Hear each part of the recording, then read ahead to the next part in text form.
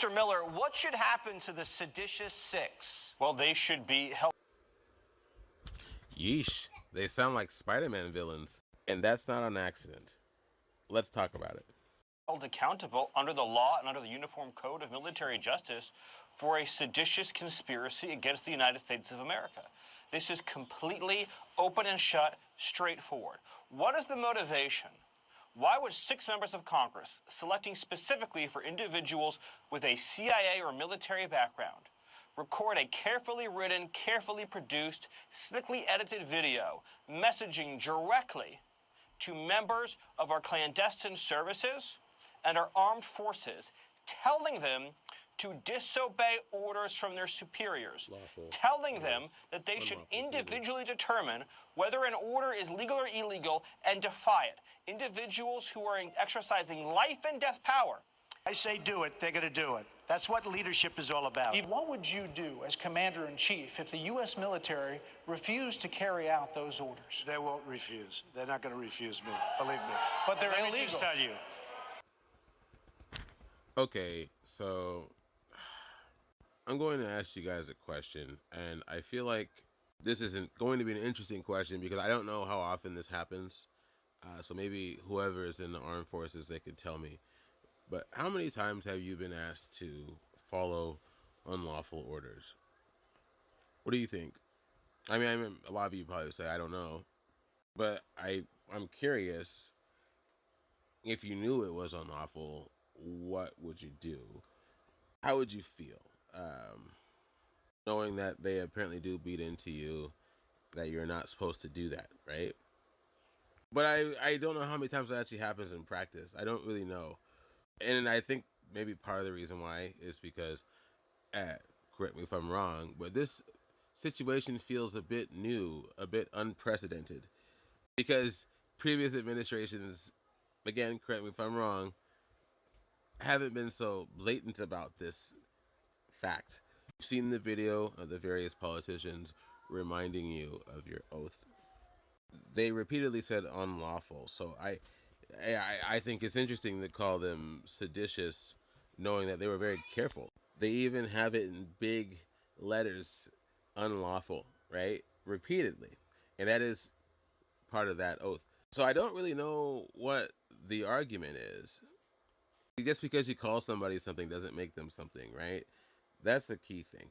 I want to remind everybody of this. When you see something with your own eyeballs and you hear it with your own ears, and then somebody else tells you that they are doing a different thing, right? There is an obvious misrepresentation of information. Okay, so that's part one of what I'm thinking.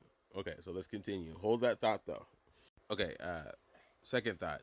Stephen Miller. I'm going to show you something. I'm not going to show you a lot of it because you might not see this video if I really get into it. So one sec. He might not be somebody to get advice from or to hear thoughts from when it comes to what is lawful or unlawful. I'll use the word biased. I am too, but there's a significance to his. He references a lot from history, I will say, kind of look behind my head and down below, pause at your leisure. So when you hear him talk about crime and the need for soldiers into our cities, just keep that in mind.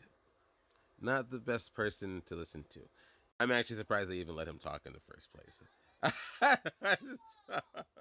Because out of all of the people that you see as a part of this administration, correct me if I'm wrong, he is perhaps the most obviously scary. Okay, last thought. I don't want to talk too much about this. What happened to those National Guardsmen? I'm going to say this very loud and clear. What happened to them is a tragedy. That should not have happened for multiple reasons. I don't know anything about that dude yet. I know a little bit about him. I think we all do. If we believe what is being reported to us. I don't want to say too much yet because I feel like we don't know enough yet. I feel like there's a lot of rhetoric going on around, a lot of potential misinformation going around. I don't know. But I will say this. Imagine a country that didn't have soldiers in the streets. We don't have to imagine that was not too long ago, right? Um, Imagine if we didn't have so many people being snatched away from their homes, places of work, graduations, parties, trying to get their legal status in place, people being tied up in the middle of the night. You know, we could go on. Just imagine that. Again, we don't have to imagine too much because we were not too far from that. And I ask you a question. Would that have happened to them? Was that necessary in the first place? Now, again, I don't know anything about the guy. I don't think that justifies what he did. Mind you, from what we know, he was acting on his own. This wasn't a large endeavor. Again, you look back at Charlie Kirk when that people were trying to say it was a larger effort, and it was not. It's funny how history repeats itself, and there's not even a lot of time passing in between events. But anyways, I guess what I'm trying to say to you all is try not to have a short-term memory on these things. Like, try to see the patterns. Yes, see the patterns, understand the patterns. Because I'm going to say something to you, and I think this is incredibly important. I am not smarter than you. I am not smarter than any of you. I am not smarter than you. I am not smarter than you. But I am paying attention to the patterns. I'm not talking about conspiracy stuff. I'm talking about patterns of abuse and gaslighting and the patterns of separation of our people. Where is that coming from? If you're confused about that, just ask yourself, who is putting these soldiers on the streets? Who is saying these things about these people? Seditious Six. That is on purpose. They are hoping that you take that in and you don't take the rest of it in. This is the core reason why I do this and why I'm talking to you. I am not smarter than you. I am just showing you, hey, that person over there is not having your best interests at heart. If you're asking yourself, do I have your best interests at heart? I'll tell you this. I don't like bullies. I don't like swindlers. I don't like them at all. I do not like them.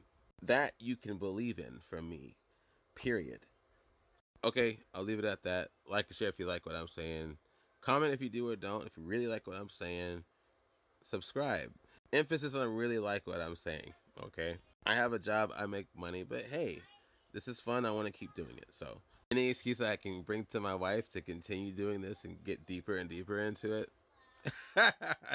Okay, I'll leave you at that. Happy Thanksgiving. Happy Blackout Friday. And I will talk to you guys later.